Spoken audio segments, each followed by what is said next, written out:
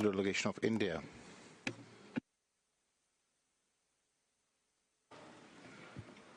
Mr. President, India is exercising its right of reply in response to the statement delivered by Pakistan.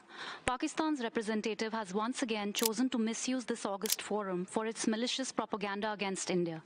Pakistan is a state which responds to any calls for reforms with enforced disappearances. In the last decade, Pakistan's own Commission of Inquiry on Enforced Disappearances has received 8,463 complaints. The Baloch people have borne the brunt of this cruel policy. Students, doctors, engineers, teachers, and community leaders are regularly disappeared by the state, never to return back. No religious minority can freely live or practice its religion in Pakistan today. The Ahmadiyya community continues to be persecuted by the state for simply practicing their faith. To even obtain a Pakistani passport, the community has to denounce its founder. Equally worse is the treatment of the Christian community. It is frequently targeted through draconian blasphemy laws. State institutions officially reserve sanitation jobs for Christians. Underage girls from the community are converted to Islam abetted by a predatory state and an apathetic judiciary.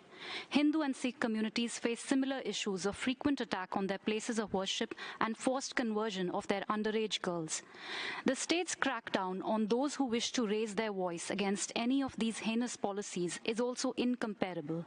A bill which proposes a 5-year jail term for anyone who scandalizes or ridicules the military or the judiciary is currently on the table in Pakistan's parliament. When it is not entirely focused on suppressing its own population, Pakistan actively lends its energies to aid, host, and abet international terrorists. It has the unique distinction of hosting the most number of UNHRC designated terrorists and terror organizations. Allow me to recall that Osama bin Laden lived next to Pakistan's premier military academy. Its security agencies have nurtured and sheltered Hafiz Saeed and Masood Azhar for decades. These are but a few dreaded names from the annals of Pakistan's history of supporting terrorism. Pakistan's policies are directly responsible for the death of thousands of civilians around the world.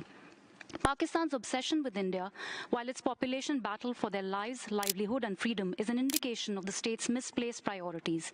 I would advise its leadership and officials to focus their energies on working for the benefit of their own population instead of baseless propaganda.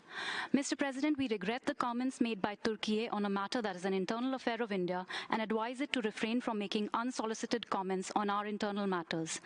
As regards the OIC statement, we reject the unwarranted references to the Union Territory of Jammu and Kashmir. The fact is that the entire territories of the Union Territories of Jammu and Kashmir and Ladakh have been, are, and shall always be part of India. Pakistan is an illegal occupation of Indian territory. Instead of calling upon its member Pakistan to give up state-sponsored terrorism and to lift its occupation of Indian territory, OIC has let Pakistan hijack and misuse its platform for carrying out its nefarious agenda of engaging in malicious propaganda against it. And I think you will